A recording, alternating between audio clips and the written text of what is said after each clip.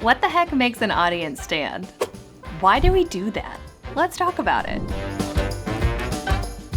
Hey friends, if you're new here, my name is Katharine Quinn. I'm a 30-something living in New York City and working on Broadway. Last year, I assisted the writing teams of Shucked and How to Dance in Ohio. This year, I have pivoted to social media marketing, and I worked on The Spells of the Sea at the Kennedy Center, The Roommate on Broadway. I'm currently on The Great Gatsby on Broadway, Hip Hop Nutcracker on tour, many more shows in the mix. As always, Blog Fam is the first to know, so make sure you hit that subscribe button so you don't miss a thing. And today, we're gonna talk about standing ovations. Aren't they weird? They're kind of weird. They're beautiful and they're weird. I don't know about you, but anecdotally, this is an objective observation. There's not a Broadway show that I've attended since shut down where people haven't stood. Not one. Not one. Shows where people walk out at intermission, shows where people walk out halfway through Act 1, bitches be standing. Everyone is standing. Everyone stands. But it's nice, but it's weird. First of all, brief history of the standing ovation. It was originally reserved for royalty. It has evolved into theater culture. I want you to guess. Please leave a comment down below when you think standing ovations became sort of culturally a thing. I'm gonna give you 5 seconds. 5, 4, 3, 2, 1. The 60s. Is that not later than you expected? Just later than when I expected. My research says that 90% of Broadway shows statistically receive standing ovations nightly. I literally don't think that's true. I think maybe pre-pandemic, post-shutdown, there's not a show that I see that does not get a standing ovation. Okay, so let's talk about the social psychology behind this. Every standing ovation has its catalyst, the person that we call the first stander. They're either genuinely moved to their feet or sometimes simply confident enough to make that first decisive move. But what happens next is where the real psychology begins. Research in social psychology shows that this single action can trigger a cascade of behavior that's almost impossible to resist. It's like watching the first domino fall in an elaborate setup. Think of social contagion like a behavioral virus. It spreads from person to person, row by row. We are hardwired to take cues from those around us, especially in situations where we're uncertain about the appropriate response. Somewhere that, say, has etiquette and rules like a theater. Here's where it gets really interesting. Even if you genuinely believe a performance was just okay, remaining seated creates a unique type of social anxiety. I don't know if you have felt this, but boy howdy, I have. I'll see a show and I'm like,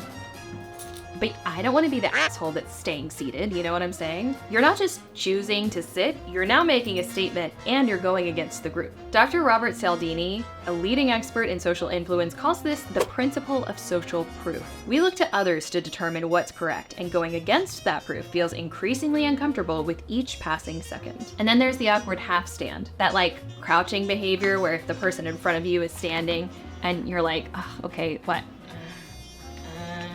Doing the thing. Then frankly, there's the investment that you made. The investment of a, on average, $165 ticket. I want to stand for that. The time. Sometimes you just want to stretch, you know what I'm saying? The cognitive dissonance of it must be worth standing for. And then also the shared emotional experience. I will never ever forget seeing The Notebook in Chicago and the coup de théâtre of the orchestra reveal. And boy howdy, did everyone just immediately leap to their feet around me. And that was like not even the end of the show. Or Alex Newell singing Independently Owned. Got a standing ovation mid-show almost every single night, and that was spectacular. I'm not saying that standing ovations are not deserved. I'm just curious about why the F we do them. Okay, so the physiological response, according to science, is there's an adrenaline response, the release of oxytocin during emotional moments, the physical need to stand after sitting, and 4, the science of collective effervescence. As I mentioned, a coup de théâtre is something that's meant to elicit an emotional response from an audience. So this would be Phantom's Chandelier, Defying Gravity, Hadestown's World Opening.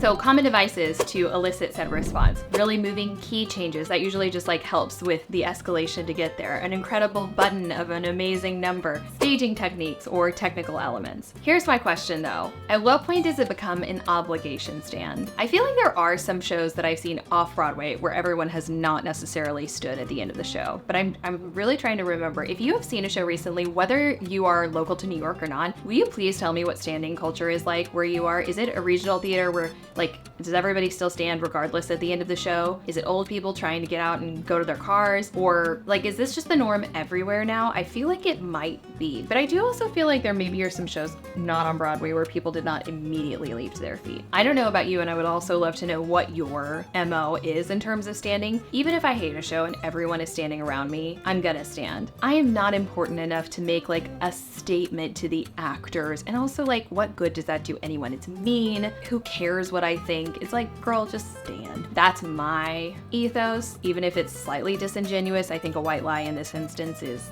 a-okay. I have certainly been in some not great shows where I appreciate those wonderful liars standing for me. I will say that sometimes something that'll have a shock factor at the end, I will never ever ever ever ever forget. I did a production of Cabaret at Dallas Theater Center in 2011, so long ago. The final beat was incredibly dramatic and beautiful. Gorgeously staged. The direction was so good. And you could hear a pin drop. Like, not even were they not standing, they did not applaud. They did not, the audience literally did not know what to do with themselves. And then slowly you would hear like, holy shit, like slow clap to clap, and then they would stand. But it took a beat. Sitting can sometimes be more powerful. So I know this is sort of like a super niche thing to make a video about, but I just think it is very interesting to go from royalty being seen at a show and, you know, gently applauding it to now it's like, it was a sign of approval, you know, as early as the 60s and the 70s for the common man, and now it's just like the norm. Yeah, like you're rude if you don't. So does it even mean anything? Anyway, as always, I do not want to be the source of empirical truth. I really enjoy the conversation, so I look forward to seeing your comments down below. As always, I invite you to follow me on Instagram and TikTok at Katharine Quinn. If you got a second to hit that little like button, subscribe. It actually really means so much to me and makes a difference to me as a new YouTube creator.